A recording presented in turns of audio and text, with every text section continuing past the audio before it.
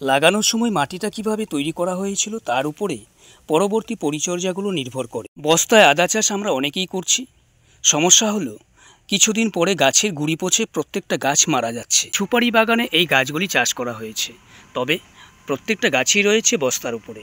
নমস্কার বন্ধুরা, সরকার গার্ডেনের আজকের ভিডিওতে আপনাকে স্বাগত জানাই।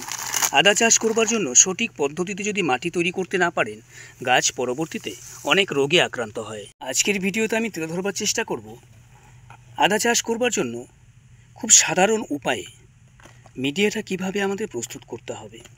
লক্ষ্য করে দেখুন, এই বস্তার মধ্যে যতগুলি গাছ আছে আমি নিচ থেকে দেখাচ্ছি, এখনও পর্যন্ত রোগ দেখা দেয়নি। উপরের দিকে যদি দেখেন বৃদ্ধি কী হারে হচ্ছে একবার লক্ষ্য করুন। একটু গ্রাম্য পরিবেশের চারপাশে যারা বসবাস করছি, চাইলে সামান্য একটু জায়গার মধ্যে সারা বছরের জন্য রান্নাঘরের আদার যোগান এইভাবেই করতে পারি। চারপাশে রয়েছে জঙ্গল, গাছতলার নিচে যে মাটিটা পাওয়া যায়, আমি আগের ভিডিওতেও দেখিয়েছিলাম, এর আগে অনেক ভিডিও দিয়েছি। এই মাটিটা অত্যন্ত পুষ্টিকর গাছের জন্য। সারা বছর পাতা পড়তে পড়তে পাতাগুলো কম্পোস্ট হয়ে যায়।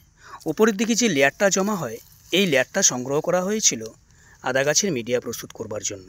50% গাছতলার মাটির সাথে মেশানো হয়েছে 50% শুকনো গোবর, অর্থাৎ অর্ধ কম্পোস্ট প্রায় 6 মাসের পুরনো গোবরটাই মেশানো হয়েছিল।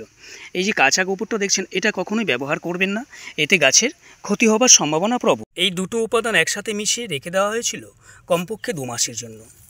কম্পোস্ট হয়ে যাওয়ার পরে এরকম সিমেন্টের বস্তা বা চালের বস্তায় ভরাট করে আদা বীজ লাগানো হয়েছিল। দেখুন, এখনও পর্যন্ত গাছে কোনো রকম সার প্রয়োগ করা হয়নি। তারপরেও লক্ষ্য করুন গাছের বৃদ্ধি, কোনো রোগ নেই, গাছ পুরোপুরিভাবে সুস্থ এবং অনবরত গাছগুলো বেড়েই চলছে। তারপরে যদি দেখাই অঙ্কুরের পরিমাণ, এখনও গাছগুলি থেকে অঙ্কুর বেরোচ্ছে। একটা সময় আসবে এই বস্তাটা সম্পূর্ণই ভরাট করে যাবে অঙ্কুরের মাধ্যমে। আদা গাছে যত পরিমাণে বেশি অঙ্কুর হবে, যত চারা হবে, গাছে ফলন ততটাই বাড়বে। ছাদ বাগানের জন্য মাটি তৈরি করতে গিয়ে আমরা অনেক সময় ভুল করি, অতিরিক্ত পরিমাণে উপাদান মিশিয়ে মাটিটাকে বেশি উর্বর করে ফেলি। বেশি উর্বর থাকলে গাছ সেটা গ্রহণ করতে পারে না। অতিরিক্ত বৃষ্টি বা অতিরিক্ত যে খরা হয়, প্রাকৃতিক বিপর্যয়গুলির মাধ্যমে গাছ ক্ষতিগ্রস্ত হয়ে যাওয়ার প্রবল সম্ভাবনা থাকে। আদা চাষ করবার জন্য পুরোপুরি সানলাইটের প্রয়োজন হয় না, হালকা সানলাইট পেলেও এর ফলন ভালো হয়।